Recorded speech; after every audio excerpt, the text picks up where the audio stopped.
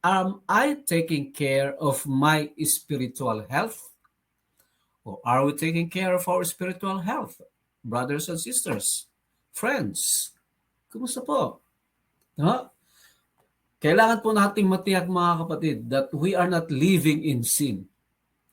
That we are seeking God and that we are surrendered to His Spirit's work. Ito po ang sabi sa atin ng Galatians 5:24 to 25. And those who belong to Christ Jesus have crucified the flesh with its passions and desires. If we live by the Spirit, let us also keep in step with the Spirit. Wow, mga kapatid. So kaya nga po, kailangan po nating tiyakin na tayo ay lumalakad sa Espiritu, mga kapatid.